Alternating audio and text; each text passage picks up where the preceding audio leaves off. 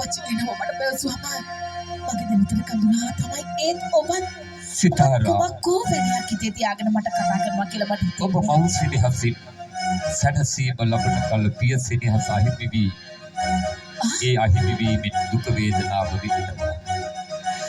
අපුච්චවදී බබාව මේ ලෝකෙට බිහි කරපු මෞසිනි හස මම අහිමි මට අහිමි වෙලා. දෙවියනේ සිතාරා ඒ අහිමිවීම සමගම රාජ සැප සම්පත් වින්දත් මගේ අම්මා මට අහිමි වුණත් මාව හදා වඩාගත් ආදරවත් අම්මා කෙනෙක් මට ලැබිලා.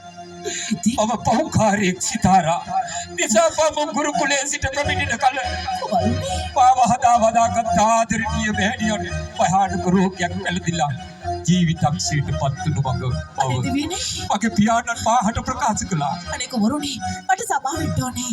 මගේ අම්මගෙන කියලා ඔබේ හිත රිදුනා නම් මට දසදහස් වාර වතාවක් සමා වෙන්න ඕනේ. සිතාරා පියාණන් ඔබ සමග දඩබළු වුණු මොහොතක් පාසා ඔව් මගේ මතකයට නැගෙනවා ඔයා කවදා හරි මාහට මුණ ගැසෙනවා. ඔයා මගේම බබා.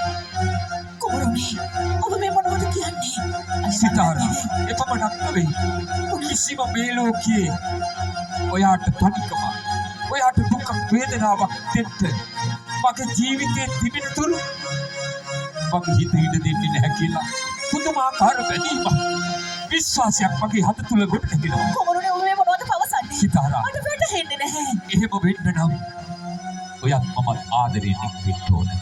මට කියන්නේ ආදරය කරන්න. ආදරය කරන්න ඔබේ හදවත ඉඩ දෙයිද? අනේ නෑ කුමරුනි මට සබා වෙන්න. ඔබ වහන්සේ රාජකුමාරයෙක් මා දුප්පත් කෙල්ලෙක්. ඔබ නැගේ රාජකුමාරිකාවක් සන්න පාවගන්න. සිතාරා මට යන්න ඉඩාරේ. ඒක මාහට කරන්න ආදරය කරන්න තිබෙන බාධාව. දුප්පත්කම පොහොසත්කම කුලහීන බව නම්බුන කාරකම ආදරයට බාධාවක් නොවේ කෙල්ලේ. ඒ ඔබට නොවේ. සිතාරා ඒ ආදරේ විශ්වාසයයි.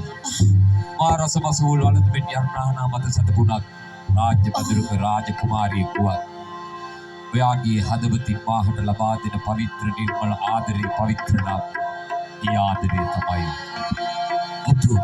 කුමරුනි ඒ උතුම් ආදරේ ඔබගෙන් ලැබෙන බව මට විශ්වාසයි.